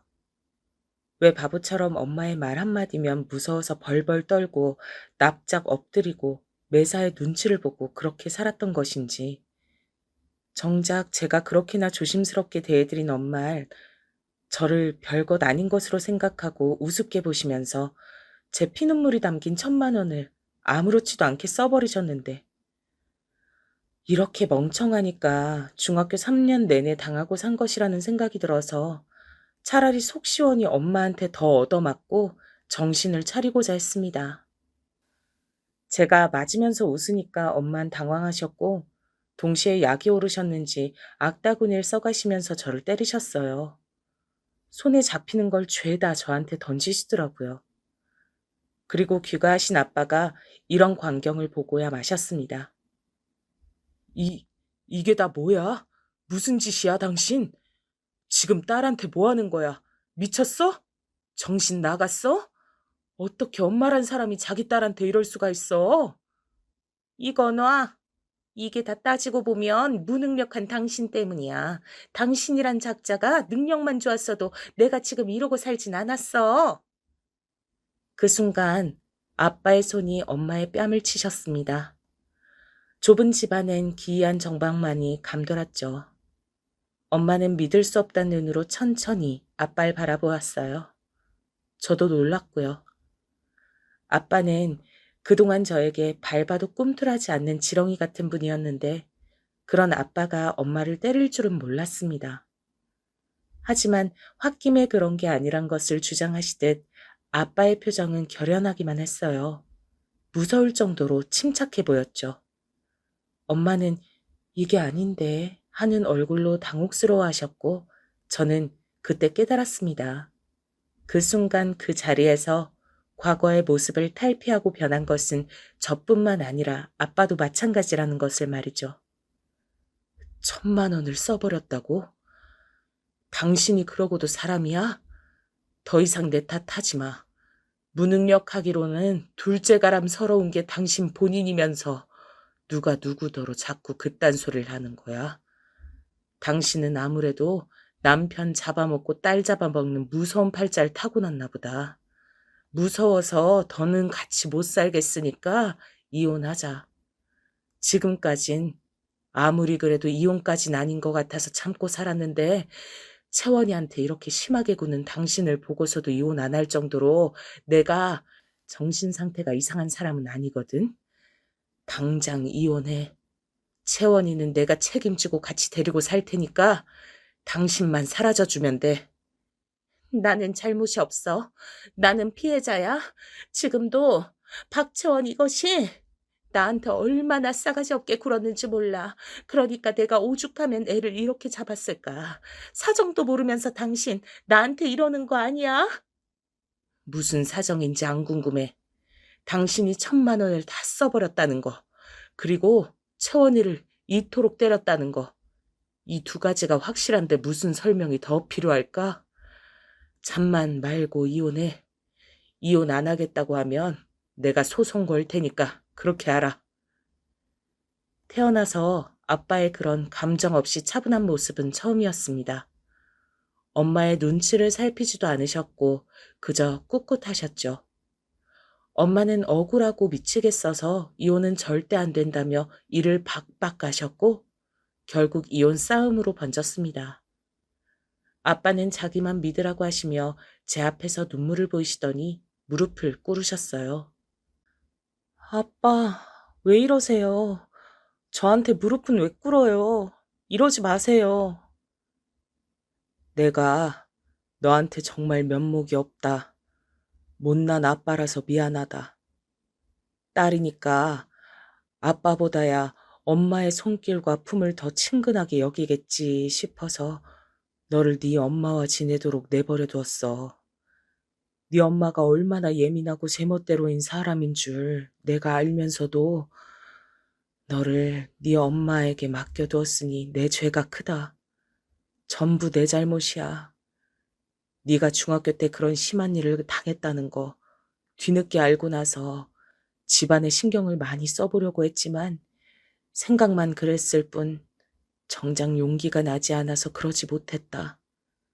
못난 나를 용서해라 채원아. 정말로 미안하구나.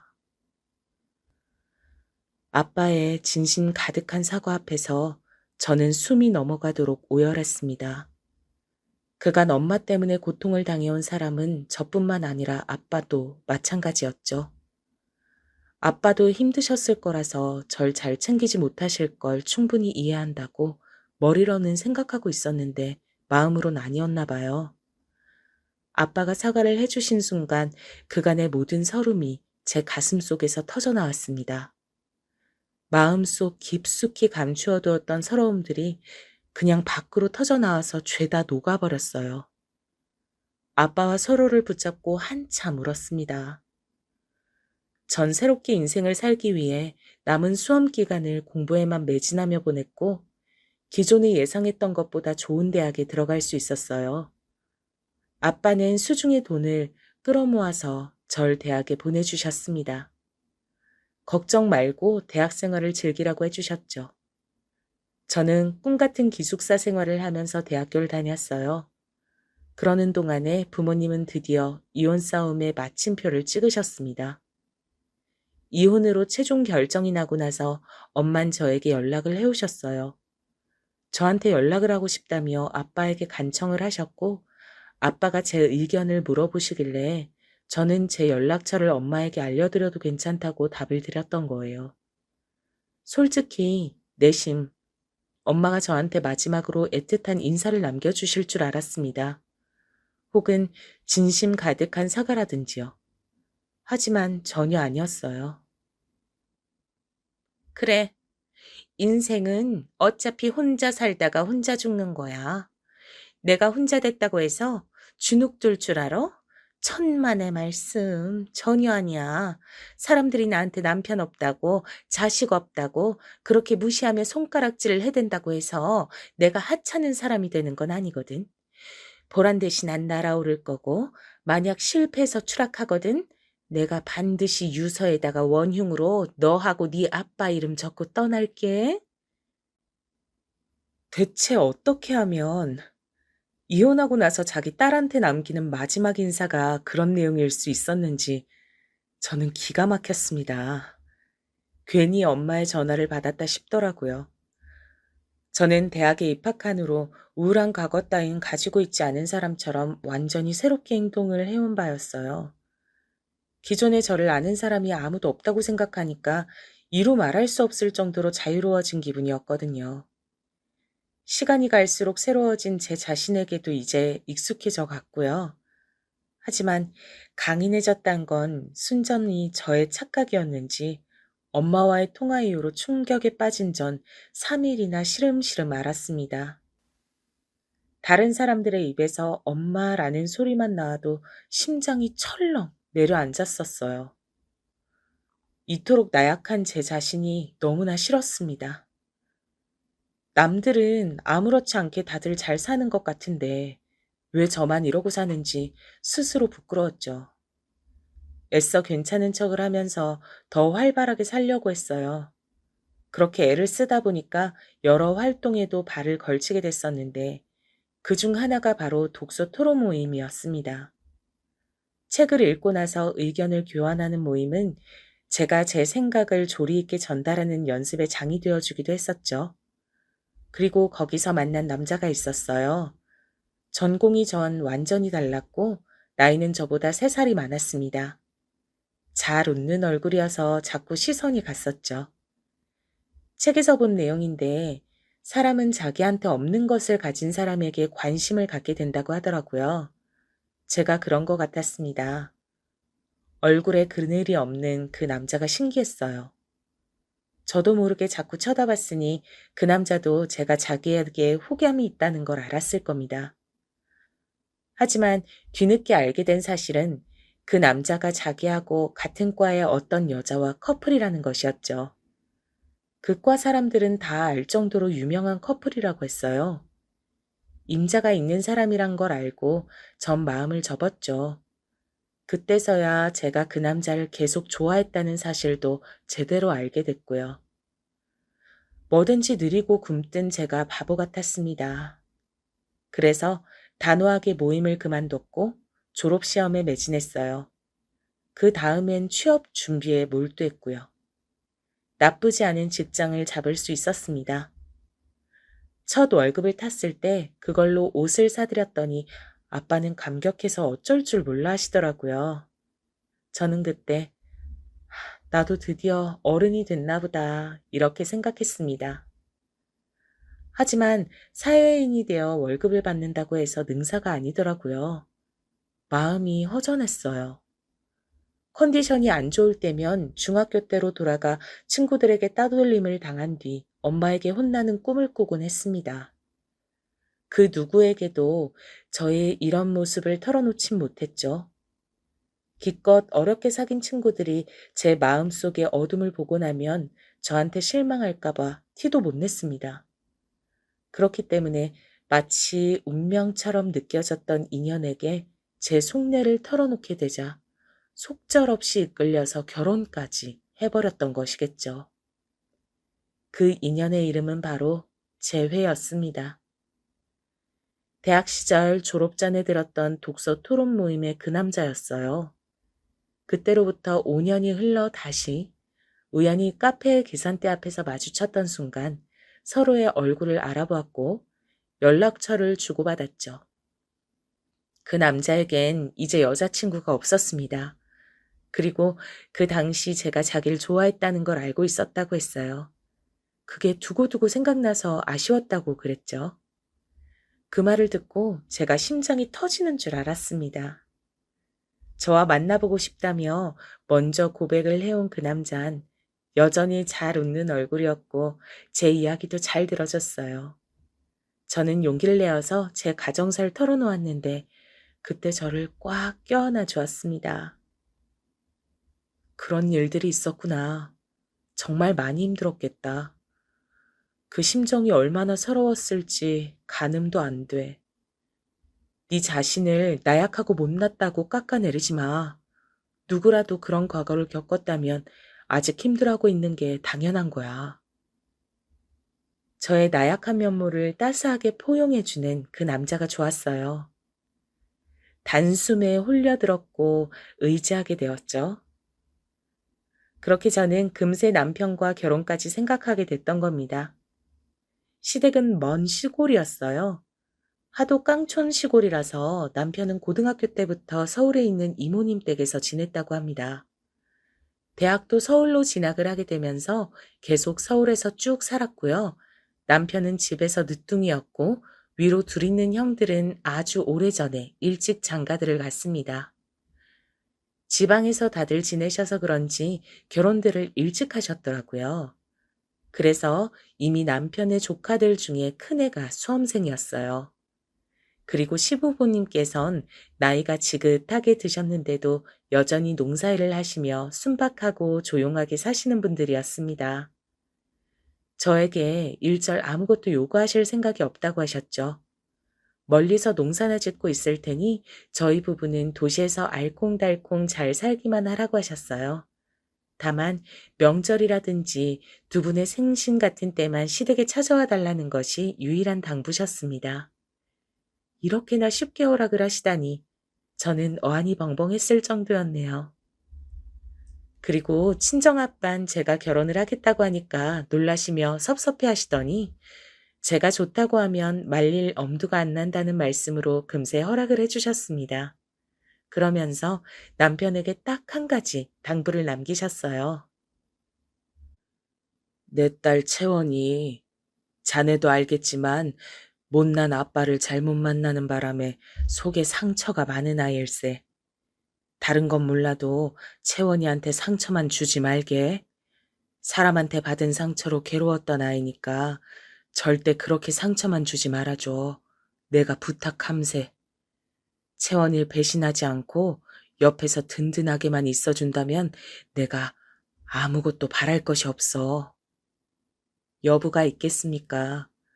반드시 상처 주는 일 없이 아주 든든한 배우자가 되어서 살겠습니다. 믿어주십시오.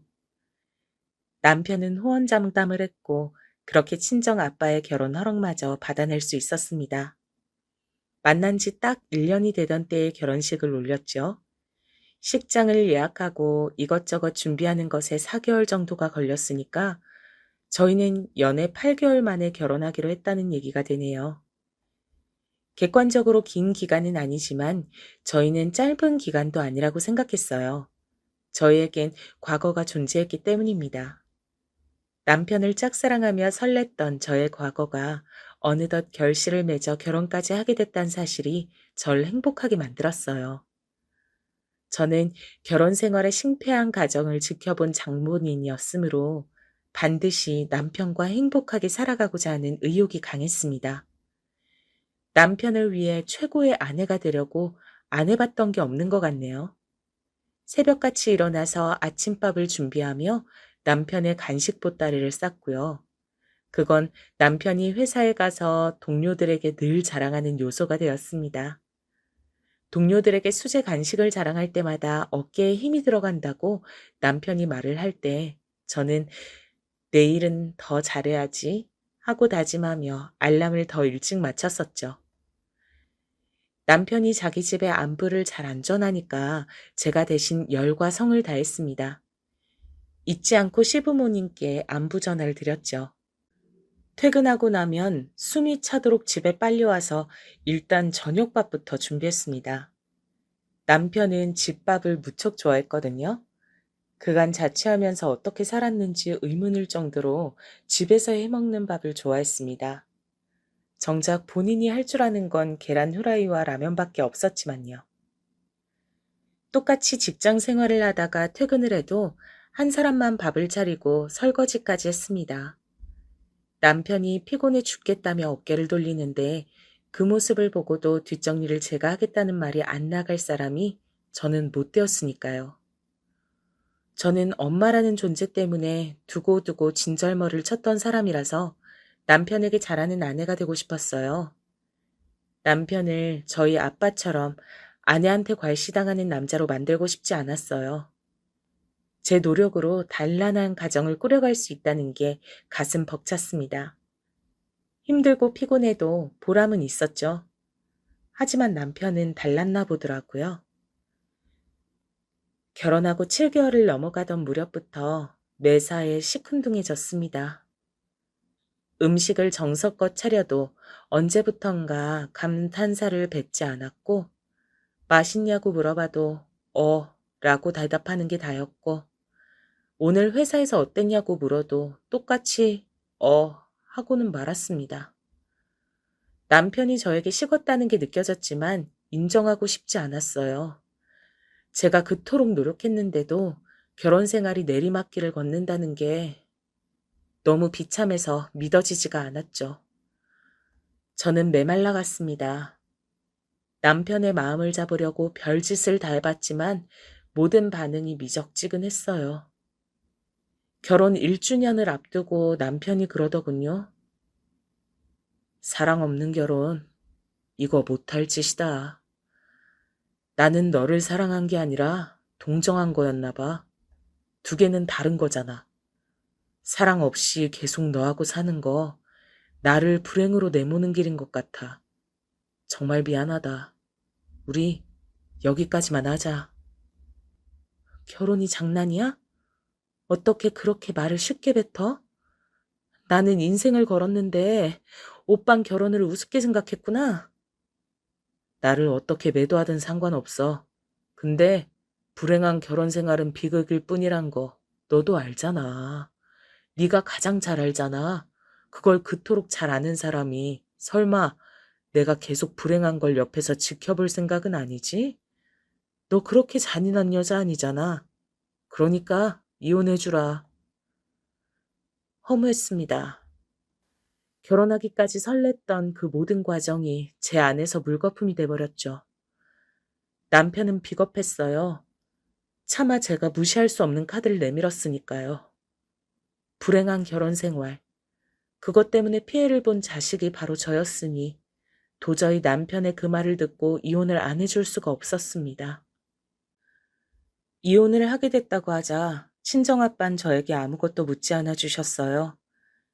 제가 그저 초연하게 더는 사랑하지 않아서 결정한 일이라고 말씀을 드렸더니 모든 것을 이해하신다는 얼굴로 저를 토닥여 주셨습니다. 감사했죠. 저는 아픈 마음을 문지르며 이혼 서류에 사인을 했고 신혼집에서 제 짐을 챙겼습니다. 제가 마지막으로 그 집에서 남은 짐을 챙겨나가던 날 남편은 자리를 비켜준 상태였고 저만 혼자 조용히 빠뜨린 것이 없나 둘러봤죠. 그러다가 발견했던 거예요. 남편이 쓰던 노트북에 혹시 제가 뭘 남겨놓았던 게 있었나 싶어서 한번 확인해 봤다가 충격적이게도 바람의 증거를 보고 말았습니다.